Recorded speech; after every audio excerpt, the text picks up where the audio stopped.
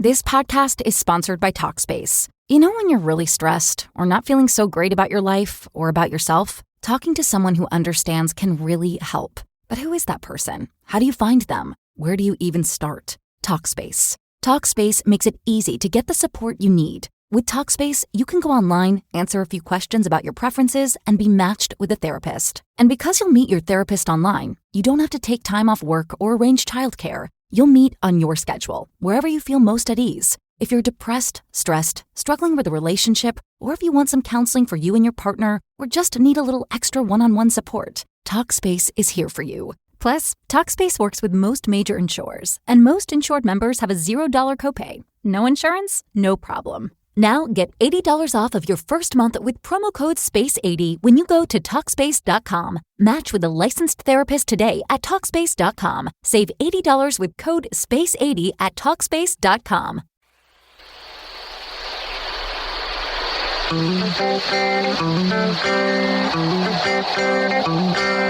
You're in a good place now. Relax, breathe, smile. You've entered into your element, the home of origin, the home of intelligence and beauty, where relevant topics are discussed, where what you think counts, and where superior is the norm. You are listening to Perspectives with Ashley Burgess. Welcome back live to Perspectives, and I'm your host, Ashley Burgess. Tonight we're talking about the 4 biggest marital pitfalls that there are. You know, marriage, some people think it's hard enough.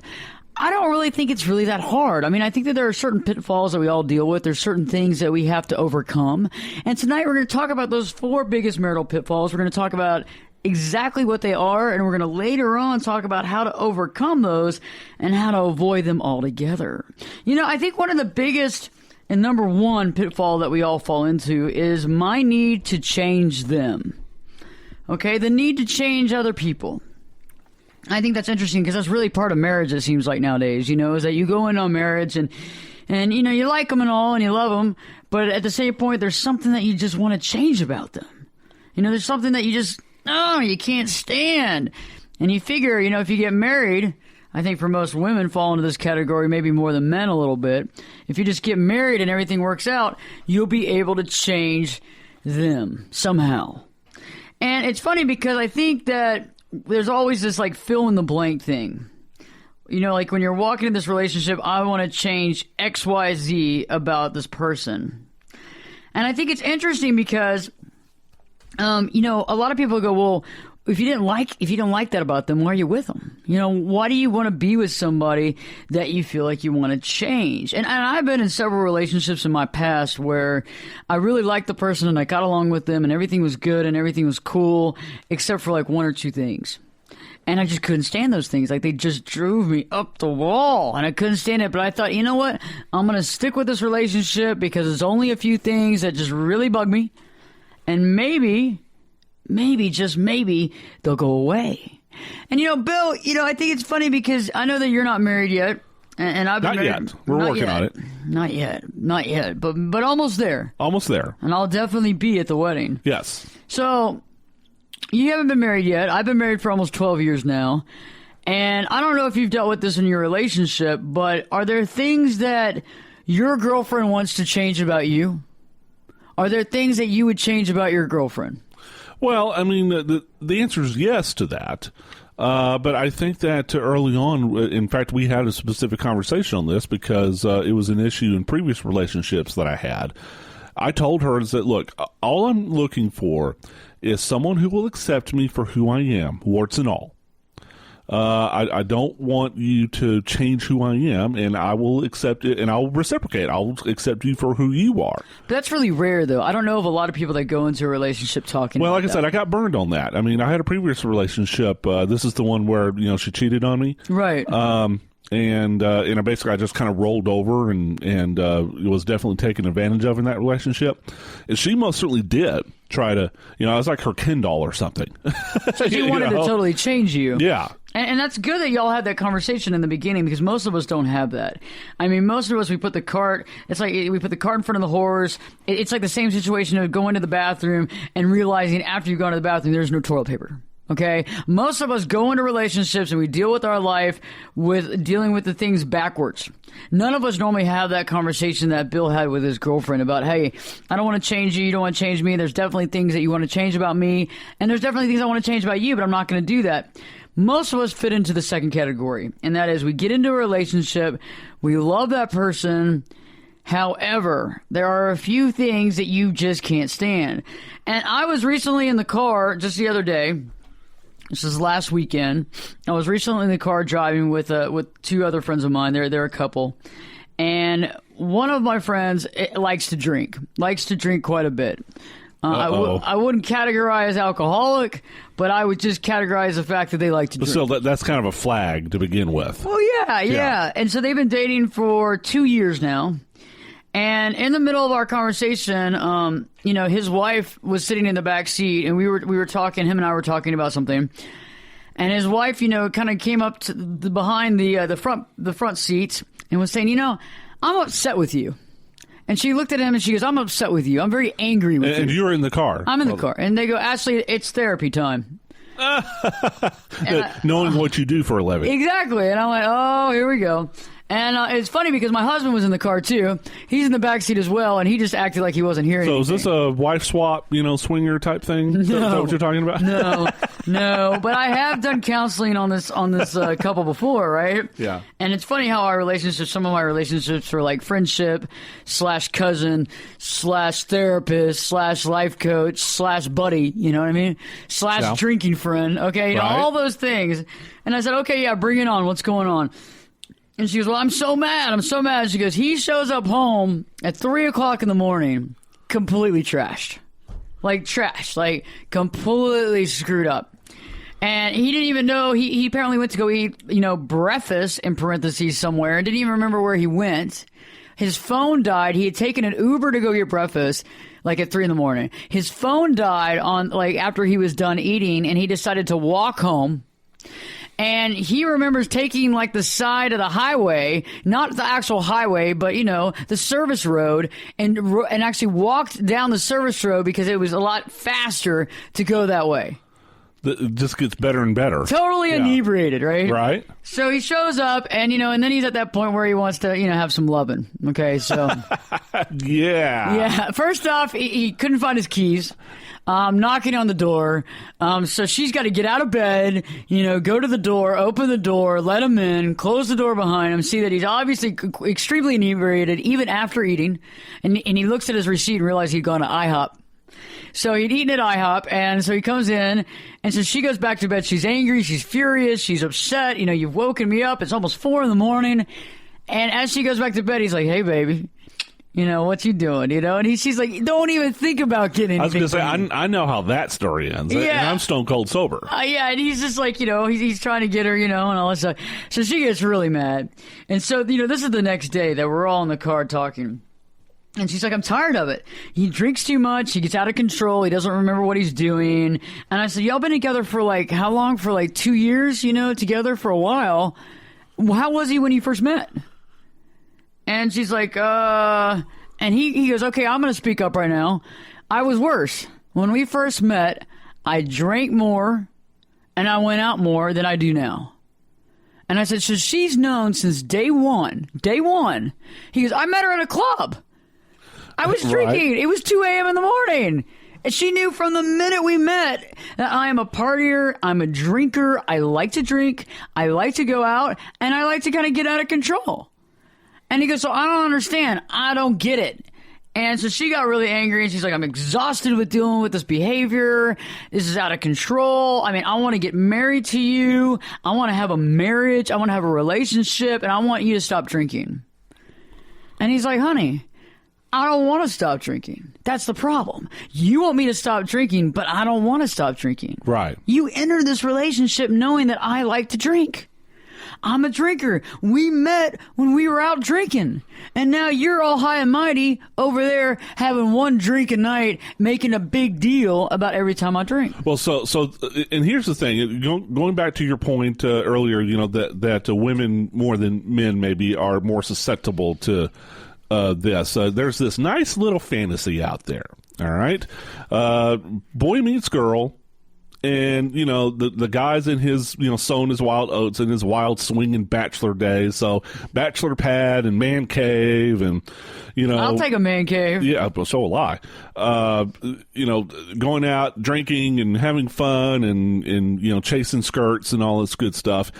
But then once boy meets girl and they get married, then the boy is supposed to, quote unquote, settle down. He's supposed to give all that up. He's supposed to get now he's not supposed to go out drinking with his buddies. He's supposed to, you know, not go out at all. He's supposed to be knitting and crocheting at the house. Well, no, that's what the woman is supposed to do. Okay. The man is supposed to, you know, mow the lawn and wash the car and you know, do stuff in the garage and, you know. So you're saying stuff. that people want they have this idea of marriage, and once they get married, they want everybody to settle down and change their ways. Right, and I think your female friend falls in that category. You know, she just assumed.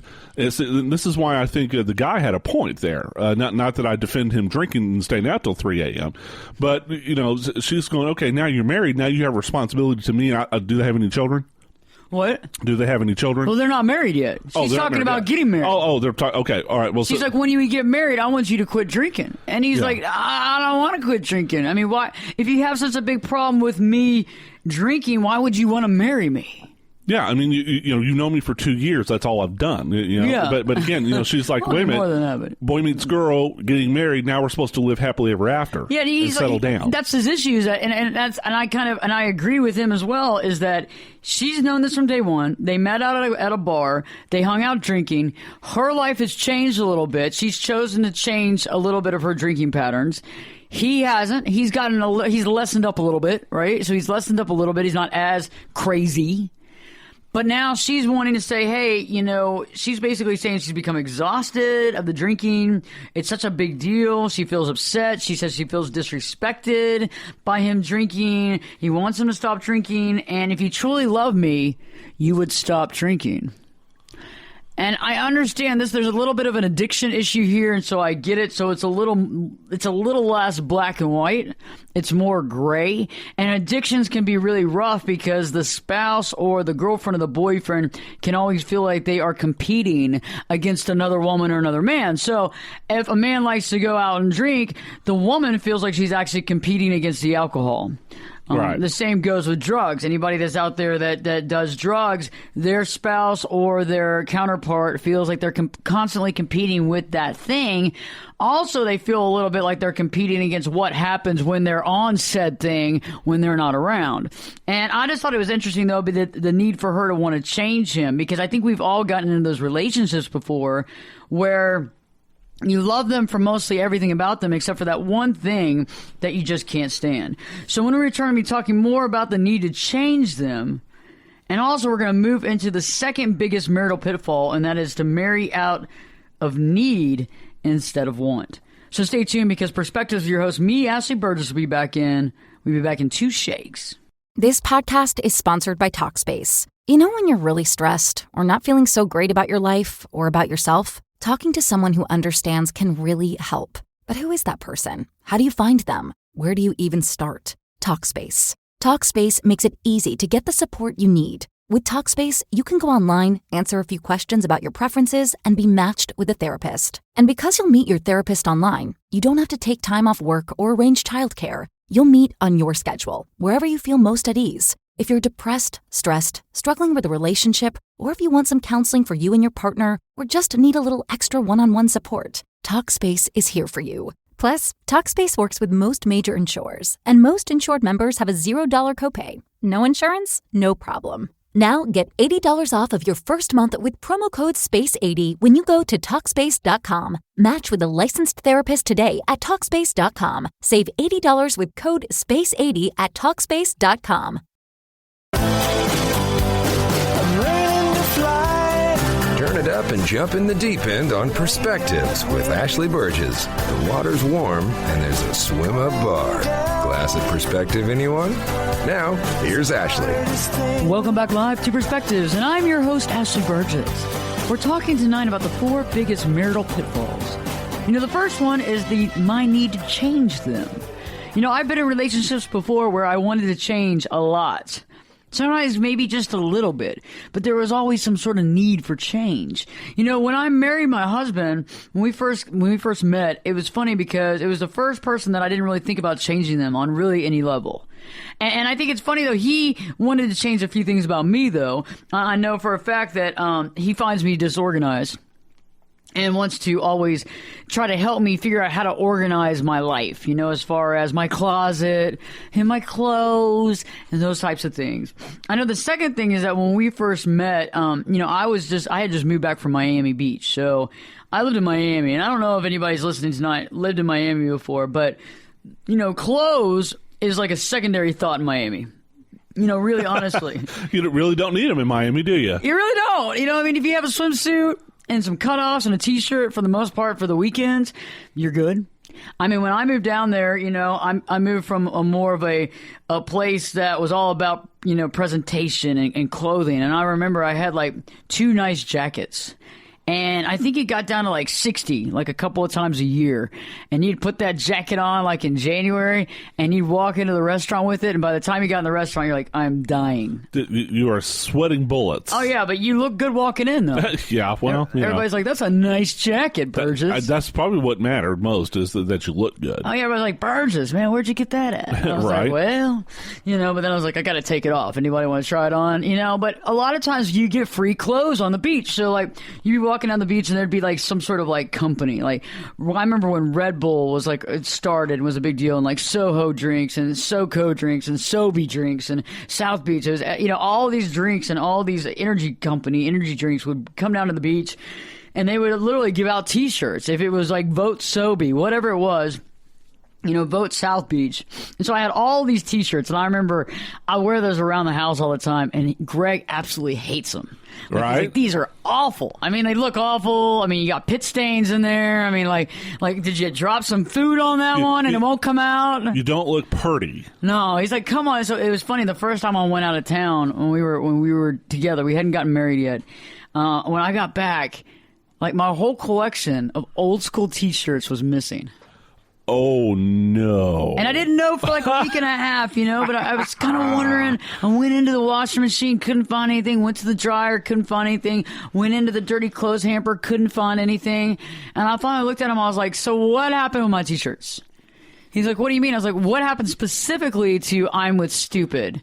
My I'm with Stupid T-shirt, where I have an arrow that points to the left, where I would make sure he was always standing to the left of me, right? And so I'd be like, where's my I'm with Stupid T-shirt? And he'd be like, He was like, I'm gonna. He's like, you probably lost it because you're so disorganized. I mean, who knows? It's probably in that closet somewhere, but you're never going to find it. I mean, a dead body could be in there. And he, in his defense, he had a point. I've seen your closet. Doggone, this is rough, man. Please tip your waitresses, even though this might be a rough deal here. I know, this is rough, man. I'm getting my butt kicked today. Yeah, no, think about it, though. Yeah, okay, maybe I am a little disorganized. I never wrote a book, though. All 3 of my books, none of them are titled My Organized Closet, so I'm okay. Nobody can sue me at this point. You don't get therapy on organizing the household stuff. No, okay. no. I'm going to let somebody else do that, because Gotcha. I'm probably not going to be the number one person on that one. You're not competing against Martha Stewart. I'm not Ashley Container Store Burgess, you know, that's not Right. part of my deal. But so there I am, and so I went through that whole closet, and yes, my T-shirts did not exist. They were not there. And he finally, after months, went on and fessed up. They all had pit stains. They all had stains all down them. Half of them were like cut off. Like I would cut them all up so they would just cover my swimsuit top. And so like you had the whole midriff, you know. And then I was like skinny as a rail back then too. So I mean, I would wear those around town. But anyway, yeah, he got rid of those. So Ashley, you still are. Oh, well, thank you. Got that raise? Yeah, definitely. I always know the raised bracket in the background there. So the concept of the need to change people, and I think what I'm trying to say is that if it's something small like pit stain T-shirts, I think you can kind of get past that, and I think that you can move on, and that to me is a lower grade of change than the concept of going into a relationship knowing full and well that somebody might have an addiction or might be into something. And you know it, and you like a lot of everything else about them, but you have to remember there's certain things that you may want to change that's never going to change.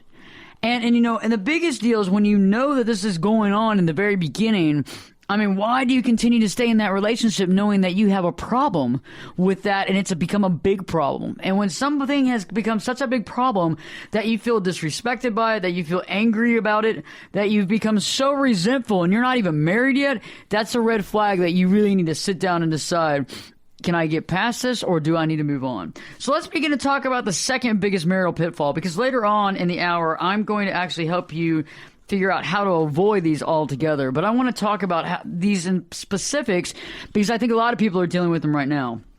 You know, the second one is to marry out of need instead of want. You know, when we marry out of need, we marry for a variety of reasons. You know, it could be money, it could be security or stability or companionship or company, or I just don't want to be alone, or sex. Yeah, sex is a big deal that some people get married for. Or to feel needed because you've saved someone. You know, these needs are always changing. Our needs are always changing in life. And it's interesting that once we begin to receive this need from ourselves and we don't need our spouse anymore to do it, the marriage becomes a question mark. So I'll give you a good example. I've seen this in my practice a dozen times where a person marries for a particular reason, and after several years of the marriage, the need base changes, and they begin to wonder why they got married to the person. That becomes the biggest issue. And I have an example that just recently happened in my practice. I had a girl, you know, marry a guy because of his stability, because of his financial sense, because of his money, aka money. And after several years, the wife ends up providing for herself. So she ends up basically surpassing him on the financial marker, and then begin to wonder what's wrong with the relationship.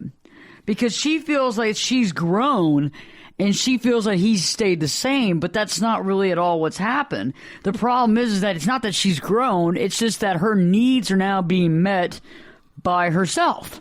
Right. And so what's the need for him anymore? Well, she's had to adapt. You know, I mean, she still has those needs, but since they're not being met by the spouse, then she has to find some other ways. Which you know, that just as a corollary, that's how affairs happen. Which we heard on a previous show, you discussing how affairs happen. Shameless plug segment. If we wanted to listen to previous shows of Perspectives with Ashley Burgess, we go to. You can go to ashleyburgess.com or Spreaker or iTunes and check them out. Awesome. Yeah, so, you know, but my biggest deal with her, so this client in particular, what had happened is she married this guy because she wanted stability, she wanted financial stability. I mean, she liked him. Now, I would have to sit there and question the honest love portion, because I think if you took away the financial stability, I don't think she would have been in the relationship. And the biggest deal is that I don't think that she had a lot of self-belief. And by being in that relationship for several years, she was able to believe more in herself. She went out there, landed a great job that she never expected to be able to get. And what happened is over a few years, she started making as much money as he was. Yeah. And so all of a sudden, she looks back and goes, well, I'm making X amount of money, and he's making the same, and I don't really need his butt anymore. Because I'm already making this money, I have stability. Why am I in this marriage? And I think there's a lot of people out there that are dealing with that, man and woman, that deal with that situation. You know, I mean, because we've all seen that happen before. I also think that a lot of times people marry, you know, especially more men than women. More men marry women because they see her as the hottie in distress. That they can sweep her off her feet, that they can take care of her, and that she will, in turn, love him forever. You know, I think that's an interesting concept, though, because when we spoil somebody and we pick someone up and we take care of all their needs and we basically save them, to me, it reminds me of like a spoiled child. And when a child is spoiled, the first thought we come to is being rotten, but the second one is that they become resentful. And I know this is an odd concept, but it's odd how in general, when somebody is being given everything, anything and everything that they want, they usually do one of three things. They run away, they cheat because of they're basically resentment and resentful of that person, as well, or they want to have a divorce. And it's interesting because when that same person that's been spoiled rotten the whole time, you see this a lot at the 10-year mark of marriage. When somebody's been spoiled rotten and the man, in this case, sweeps the woman off their feet and takes care of them and gives them everything that they ever dreamed of, that woman usually turns around and asks for a divorce and wants way more than half. Wants way more. Right. Wants to leave him with the jacket he walked in on. And even then, she's going to rip off one of the sleeves to prove a point. Okay, and Yeah. I've seen it a lot. I've seen it, countless examples of the hottie in distress and saving the hottie in distress go really wrong. And it's funny how they either run behind their husband's back with men of lesser quality and lesser values.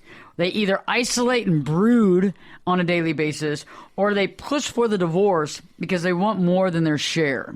And that also applies to men out there too. There's a lot of women that have actually, whisked a man off his feet and given him everything he wanted and taken care of him. And that happens a lot of times when women are dating men that are younger than them, where they take care of him and all of a sudden the man starts looking around. And I can think of several cases that this has happened in Hollywood alone, but I've also known that it's happened here in my own practice, where you have a guy that was young and he was very attractive, and so was the woman, but she was 20 years older. And eventually, as the woman gets older, he starts looking. He starts looking for women that are young. He starts having the vitality, and he's got the money now because she has the stability, and he starts going out there on the prowl. And a lot of times on the prowl means, getting with women of lesser quality as far as, lesser values, also at the same point in time pushing for a divorce and wanting way more than half. And I think that's an interesting concept, and that's all based on the fact of marrying out of need instead of want and instead of desire. Because if you're actually marrying out of love, this wouldn't be an issue. Yeah, maybe a good rule of thumb here, Ashley, is the spouse or the significant other is not a Ken doll or a Barbie doll, as the case may be. Yeah, it's not fair to dress them up and then put their arms and legs in a certain way and make them how you want them to be. You have to accept them who they are, or don't. You do. I think a lot of times, too, on that same flip coin is the fact that sometimes people allow themselves to be changed like that and then resent the fact later on. And I fell into that trap, too. And that can happen a lot, too, because you're trying to change to make the person happy, but you actually, in turn, lose yourself, and then you resent the fact that you ever had to do that. So stay tuned. When we return, we'll be talking about the next biggest marital pitfall and eventually how you can overcome these pitfalls and have a happy and healthy marriage. Stay tuned, because Perspectives with your host, me, Ashley Burgess, will be back in 2 shakes.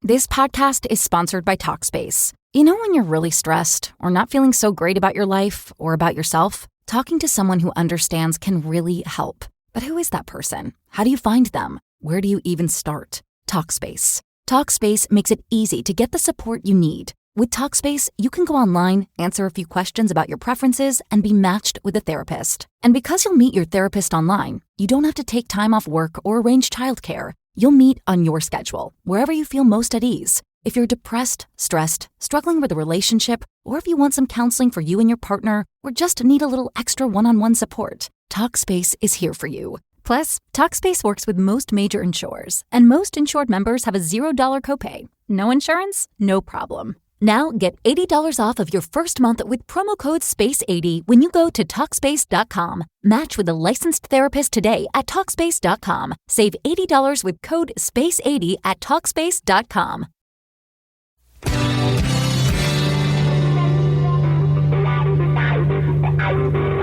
This is Jake Busey, and you're listening to Perspectives with Ashley Burgess. Welcome back live to Perspectives, and I'm your host, Ashley Burgess. Tonight we've been talking about the 4 biggest marital pitfalls.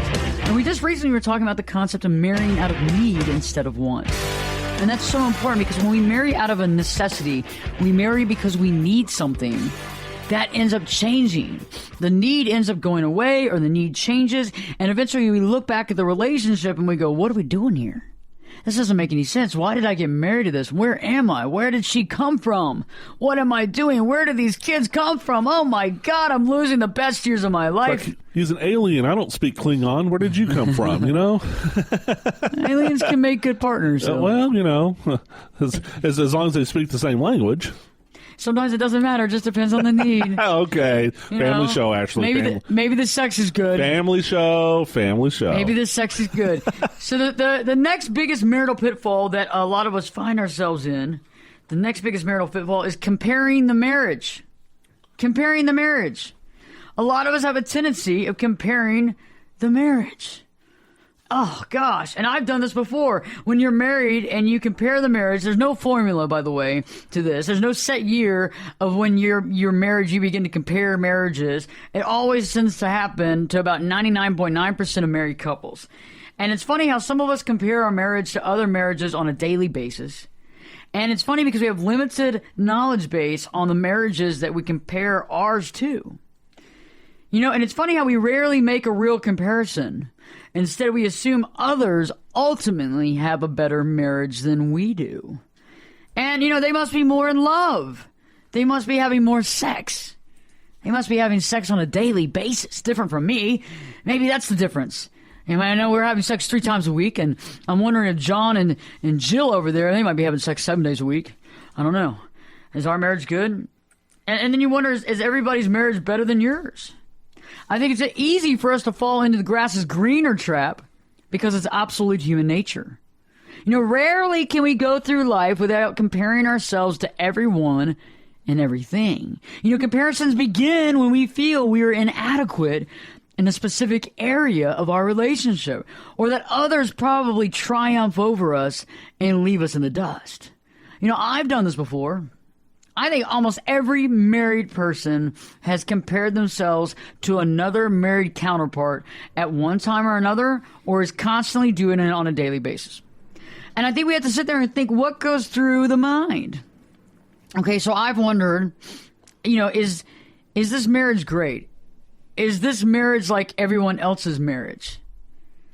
Is this how they're living their life? Is this what it's all about? The biggest question a lot of us ask is, are we doing it right? Is this what marriage is defined as? And I like that, am I doing it right? Better yet, are my kids good kids? Am I spending too much time with my children? Am I not spending enough time with my children? In other words, am I perfect? What do other people do? Yeah. Am I the right person? Am I with the right person? Is this my soulmate? Oh, that's a big deal. People always wonder if they're with their soulmate or did they miss the boat. Maybe my soulmate was on that bus over there and I could have taken a right. Instead, I went left and I screwed up my whole life because I have no idea if my marriage is just as good as John's marriage over there. And my marriage could be just awful. And I think that what people need to remember is that the other person, the other person's marriage that you're comparing to, you're seeing what they want you to see. For the most part, you're not living with the couple 24/7. In other words, you don't see behind the curtain. You're seeing what the facade they're presenting to you. And if you ever peel back that curtain, it could be something just entirely different. Now, how many couples or people have you ever counseled where they showed one face to the public and their family and friends, but was something else completely different was going on behind the scenes? Oh yeah, it happens a lot. I mean, I think it's interesting, though, wondering also if you're in the right place at the right time. Some of us wonder, are we happy? Is our life just as good as other people's lives? How happy is their life? How happy is their marriage? How happy is their partner? How wonderful do they have conversations? How great is their sex? How often is it? Is mine right? Is this normal? And I think when we begin to compare, though, the marriage, we don't have enough information. I mean, Bill, it's like we can't sit there and go into the house at any given time, open someone else's door and go, okay, let me just watch you. I'm just going to put some cameras on you. I'm going to see what's going on. Let's see how John holds Stephanie. How much time are they having sex? Let's listen to their, communication while they're getting ready for work. Let's find out if they have any fights. Oh, I thought you were about to say, let's listen to them having sex. I'm like, well, let's watch them having sex and see if it's just as good as what we have. Because I want to make sure that, does he do the move or does he not do the move, Is my husband doing it right? And that's the question. And a lot of people sit there and wonder all these questions on a daily basis, especially when they go out with their other married friends and they go to dinner. I think the funniest conversation is when people say, well,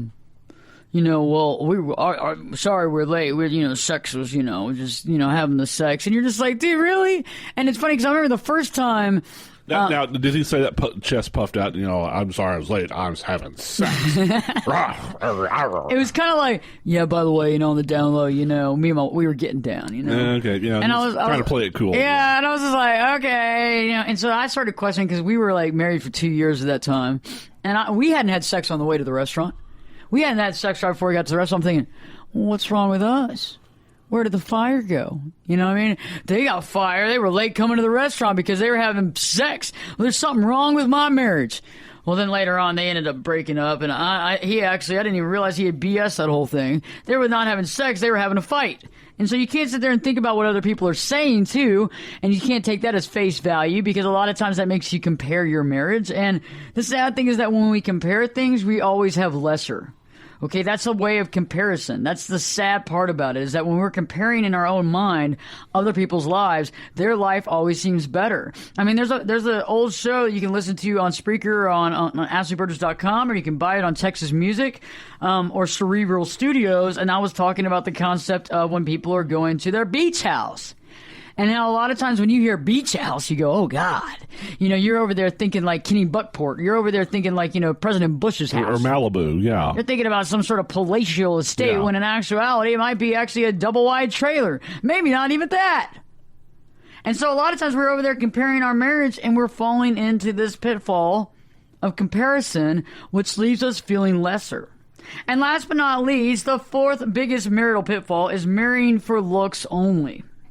Sometimes people have a tendency of doing that. And I don't mean just that they're hot, but this is like their look.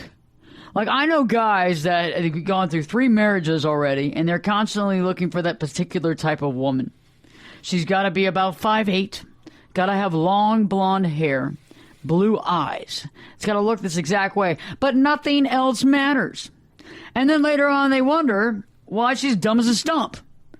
I can't even have communication with my wife because she doesn't understand what I'm talking about. Well, you knew this getting into the marriage. But better yet, it's like when we marry out of just specific looks, just the outside, and I'm not just talking about just the outside, just the facade, a lot of times we miss the boat. And it goes hand in hand with the fact of, marrying out of a need or necessity for a certain look, a certain type. I mean, haven't you met couples where I've met them where you go out to dinner with them and the guy's like 40 years older than the wife. And they've been married for 40 years older? Yeah. Good grief. And so this guy's loaded then? Yeah. That's the only time that ever happens. Yeah, like a girl, like a 40-year-old, a 35-year-old woman marries a 70-year-old man. Yeah, he's loaded. Yeah, he's got a lot of money. Yeah. Every time. But they always marry these crazy women. Okay, because there's a certain level of a woman, there's a certain mindset of a woman that's going to marry a 70-year-old man. And I'll be honest with you, they're normally not freaking balanced in the mind. Okay, because that's hard to overcome. And I'm not being a jerk about it. Hey, if you're lucky and you get a 35-year-old woman when you're 70, well, applause for you. I hope she doesn't kill you in your sleep. Hopefully she's not an axe murderer. Yeah, I hope she doesn't scratch your eyes out with her nails. I mean, I knew a guy that called me. He was one of my clients one time. Called me up one morning at 6 in the morning and said, my girlfriend, I had to call the police on. She tried to scratch my eyes out. I had to call the police. They had to come get her out of the house. I still think I'm in love with her, though. I mean, she's just got that thing about her. And I'm like, dude, you're crazy. You're going to be proud of me, Ashley. Guess what Jen and I did last week? She scratched your eyes out? Well, before that. Oh, okay, what? We watched a movie. Oh, my God. And guess what movie it was? It was Gone Girl. Oh, Lord. Yeah. How was that? Oh, it was actually a great movie. It's a thriller. It's like cool. Psychological thriller type movie. Of course, knowing Jen, I thought it was going to be some chick flick, but no, it's actually a really good movie, and that's actually the plot line. He married the girl who turned out to be just nuts, really, and tried to fake her own death and set him up for murder to send him to jail because he didn't turn out to be what she wanted him to be. So she pretended to be murdered in the hopes of setting him up, and it almost worked. Oh my God, he probably had to run for his life. He had to probably get away with all kinds of stuff and try to show, prove the fact that he didn't murder her. Yeah. That's got to be hard, especially when the person's missing. So when you're just describing that, that's wow, I just watched a movie like that. I haven't seen that movie yet. Well, you should. Well, I could have written the movie. So I have seen a movie that you haven't. This is a special day in the history of Perspectives with Ashley Burgess. And Burgess could have written that movie, I bet. Probably, yeah. I've seen it a dozen times, so I've seen it every day. Yeah, it's awesome because, it's the same things that you still... I remember a guy... And we still talk here and there. And we were very good friends back in the day. And I remember being over at his house and hanging out, and he used to have a smart home. And this was years back in the day when having a smart home was very up and coming, very cool. Like keys, you could turn keys off. Keys could work one day, or you could turn it off the next. And so me and some buddies were all hanging out at his house one night. And we're all talking, hanging out. He had to go to bed early because he has, he's a doctor with a couple of private practices, so he had to go to bed early. And we're all hanging out, just having a great time, drinking and everything. And my phone dies, and I didn't have a charger for it. And I said, "Hey, I need to borrow your phone real quick." He's like, "Okay, just don't wake me up. Here's a phone. By the way, don't answer it for anything." And so I'm talking to a buddy of mine on the phone, and the phone goes dead. And, it clicks out of, I lost all the bars, So all of a sudden, about half a minute later, the phone rings again and it says unavailable caller. And I just assumed it was my buddy that I was on the phone with. So I pick up the phone and I hear, "Hello?" I was like, "Hello?" And I hear this, "Hello? Who is this?" That's funny. And I was like, "Who's this?" And so, I got my voice just a little lower, just a little, "Who's this?" A little huskier, yeah. Yeah, I'm a dude. Okay, so woof. I'm gonna, "Who are you?" And one of my friends was sitting there and he goes, "Dude, hang up the phone. And so he just grabs the phone out of my hand and turns it off. And I'm like, "Man, what's up with that?" All of a sudden, the phone starts ringing over and over again, and now the number shows up. Okay, so they had obviously blacked out their number. 45 minutes later, the phone has rang 25 different times. Good Lord. Okay, our friend's still in bed. Yeah. And all of a sudden, I hear a car pull up, and then I hear banging on the front door. Okay? Banging. So he comes out of bed. He's like, "What the heck are y'all doing? I mean, what is going on?" And I was like, "Okay, I got to tell you about something. Okay, this is what happened." Jeez, I answer the phone, and then he's like, "What do you mean?" He goes, "I turned off my girlfriend's key from working for tonight because I assumed that I was going to get away with hanging out with my friends. It's crazy." So he ends up opening the door. She runs up the staircase, goes into the kitchen, grabs a butcher knife. Oh, no. Comes running after him, running after all of us. I'm like, I'm out of here. I jumped back. I went down the staircase, went out the driveway, got in my car, and took off, right? Anyway, 6 months later, he asked her to marry him. I mean, she had been scared. No. She literally, after racing around all of us, she went down and was on the ground with a butcher knife, throwing it into the carpet, mascara running down her face. Screaming bloody murder. Yeah. 10 years later, they were married. 6 months later, they were married. 10 years later, they were in divorce court for 3.5 years. All I'm saying is that things don't change. If a woman comes running after you with a butcher knife before you're married, don't marry her. It's not a good idea. You might actually get murdered, but you know what? The least of it will be that you will get a divorce because you're going to realize she's cray-cray. Okay, when we return, we'll be talking more about how you can actually begin to avoid these marriage pitfalls and how you can have the marriage that you want and deserve. Stay tuned because Perspectives with your host, me, Ashley Burgess, will be back in 2 shakes. I could lift you up. I could show you what you want to see and take you where you want to be. Get in here and give us your perspective. We're listening. You're listening to Perspectives with Ashley Burgess. Welcome back live to Perspectives, and I'm your host, Ashley Burgess. We've been talking about the 4 biggest marital pitfalls, and now I want to talk about how you can actually avoid these pitfalls and have the marriage that you really want. And and I know right before the break, I was telling you about my friend that ended up marrying the woman that had the butcher knife. And again, I stress the fact that things don't get better. In the beginning of any relationship, when you're dating them, they're normally showing you the side that they want you to see. Okay, I'm just telling you, it's like the car in the showroom. Okay, it hasn't been breathed on wrong. It hasn't been in the elements. They took the plastic off at the dealership and they rolled it right in. It's sparkly, it's clean, it's got the MSRP on it. It's got the coffee machine over to the right so you can sit there and stare at it, check out the leather, smell it. That's the best it's ever going to be. Okay, so if it's not good while you're dating, don't marry it. That sounds like moms with beauty pageant daughters. Remove all the plastic and, I'm kidding. That's hilarious. That's hilarious. I was actually at a convention. I was actually at a Houston Film Festival recently, and they had one of those going on at the same hotel. And the girls had like the debutante ball or whatever? I was like the little 5-year-old girls with the hair all curled and the makeup done and the cheeks red and the dark lipstick. And I'm like, not my kid. No, not my kid. Mine neither. So how do we avoid these marital pitfalls? The first thing is that we don't want to change people. Don't try to change people. Only work on yourself. That's a big deal. Don't try to change people. Only work on yourself. Like stop. Cease and desist. Stop getting into relationships where you feel the need to change others. You don't have to. You can find someone that's already the way you want them to be. Okay, don't try to change them. Go find someone that's already like that because they already exist. That might mean that you're not with your soulmate, possibly. If you're currently married, so everybody that is already married, honestly evaluate what it is that you want to change about your spouse, because you probably want to change something about them. If you don't, well, then kudos to you. But you probably want to change something about your spouse. So you want to begin to evaluate how much that change really matters. And perhaps maybe, if there's something about you that you may need to change or modify. Because sometimes this makes it easier for us to understand. So think about it.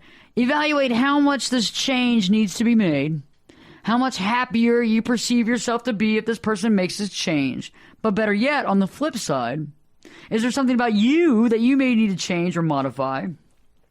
And if you know that there's something that you could change and you could work together and maybe both make certain changes, that's one thing, okay? That works, because sometimes if you change, if you give, somebody else will give too. So it's not about, it's not having the time score and the scorecard there going, well, you got one change. But if there's something there that you want to change about that person, really think about what maybe you could change to better the situation and work together and be honest about it. On the flip side, think about it. When we demand things from others, they will demand things from us. So on the flip side, if you don't want to change, then you need to stop wanting them to change. Okay? Because if somebody wants you to change something, you're going to want to demand them to change something too. And if there's no demands and there's no issue of change, then I think the other person is going to drop their issue. For example, I'm not over there pushing my husband to change anything about himself. However, he would like me to be more organized. Even though he would like me to be more organized, he tries to help and he tries to push in that direction, but he doesn't give me an ultimatum. And eventually I'll get to that point where I might be more organized or I might not. However, that's not a make it or break it deal in the marriage. And I think some of us deal with those situations, but it's just how we deal with it. For example, if you have a spouse that you feel needs to lose weight because you feel that person's overweight and has progressively gotten more and more overweight throughout the marriage, I mean, if you brought it up and you've talked to them and you've helped them try to get some sort of structure and some sort of solution, that's a good way to start. However, if you're pushing somebody and just telling them they're fat and they're overweight, you're going to push that person into eating more because they're going to eat more out of resentment toward you, and they're going to eat more because they don't know what to do. Out of spite. Yeah, out of spite. Yeah. Like, if you think I'm fat now, well, just watch this. Yeah. I'm going or just to prove, well, you can't tell me what to do. I'll do what I want to do. Or if they feel like they don't know how to lose weight, or they feel like they can't, you know, and you're right. And Or let me prove this, I'll just keep gaining weight. Yeah. The next thing that you can do to avoid these marital pitfalls is to marry for love, not need and not for money. If you're not yet married, marry for love, not need. These needs will change. Your needs are going to change. If you're already married and you married out of need, you got to recognize the things you love about your spouse. Even if the need is gone, that's okay, okay? It may help to honestly love them even more because it's not about the stuff. It's about love. So if you can sit there and say, okay, the need has been met, I no longer need them to provide this need, maybe that can help you actually find true love within them. I think, though, on the flip side, unfortunately, it's not pretty when we marry because we were using someone. And sometimes it comes down to that. I think there's a lot of people out there that marry because they needed something. And, it could be a green card for some, it could be money for others, right? Or the emotional needs. Emotional needs. I mean, like someone who's, may have emotional issues and they have to have that fulfilled by having a partner. I think my mom fits that category. Yeah, it doesn't want to be alone. Right. And so they marry or they get together just because they want to be with somebody. It doesn't really matter who. And then they might meet somebody else that seems to fall into that criteria. Or they might just get tired of being around that person because they realize that maybe they don't need that person. And I agree with you. And sometimes, it's not a pretty thing. Sometimes not every marriage, I don't think every marriage might be destined to work. And I think in certain cases, you have to really weigh the pros and cons and realize, if I did marry this person and I was using them for something, is there something to gain out of this marriage? Is there something that we can actually make work? Can we sit there and come in the middle and figure out what it is that we love about each other? If the other person loves you and you don't love that other person, you've got to do the right thing and step up to the plate because, you might want to say, oh, well, I don't want to get divorced because, they love me so much and this will hurt them. But I'll be honest with you, if you don't really love them, you're already hurting them. That's it. I mean, it's hard enough. I mean, you want them to find happiness in life. You hope that you haven't ruined them, for someone else. But at the same time, you've got to step up to the plate and do what's right. And I think that sometimes, though, it's looking at your marriage and saying, hey, what do I love about this person? And I think the biggest thing that you can do is to stop comparing your marriage. That's the biggest thing. Stop comparing your marriage to other people. And I think that's where sometimes that we lose the real love is because we're over there thinking about necessity and we haven't really thought about real love because we're comparing everybody we know and their marriage. And we're not always comparing just the marriage. We're comparing the outside facade, the house, the cars, the kids, the private schools or the public schools that the kids go to. You lump all that into marriage instead of really looking at your spouse and saying, if all this was gone, would I still love this person? If all of this material wealth or all the bills were gone, on the flip side, would I love this person? And those are the things that you have to look at. Would I love them without the wealth? Would I love them without the crisis and the bills and the collection companies calling me? Do I still love them when I take that away? And I think that's what's really important to look at because a lot of times we lump in money and house and community and all that into marriage. And we also assume that everybody else has got a better marriage than we do. And that's just not right because I'll be honest with you, most people don't. And no, most people aren't having more sex than you are. And no, most people aren't having this picture-perfect marriage where everything's like one of those postcards where the doggone family's all jumping up in the sand at the same time. Have you seen those pictures, Bill? Yes. Oh, God. I mean, you see these pictures and all the kids, and, they got the photographer where they all jump up. So it's like, what's Homer Simpson's neighbor? Oh, the Flanders. Flanders, yes. It's kind of like that. I mean, it's like, come on. I mean, y'all went to the beach. Perfect couple. And you all jumped up.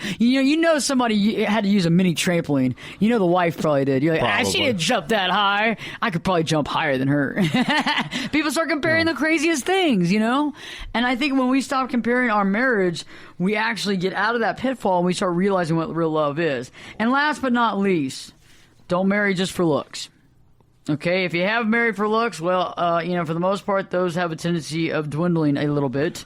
However, maybe you can find a good plastic surgeon to help her get back onto the right track. But even then, you end up looking like, my goodness, Joan Rivers before she passed. God bless Joan Rivers. I mean, God bless her, but did you see her? But I hope that you marry for love. You know what I mean? Yeah. And we hope that people actually take marriage and marry for love. And so you can avoid the biggest marital pitfalls if you do just that. Stop comparing yourself, stop trying to change others, and actually marry for love because that's the only thing that really lasts. We've got a great show for you next. Stay tuned because Perspectives with your host, me, Ashley Burgess, will be back. We'll be back in 3 shakes.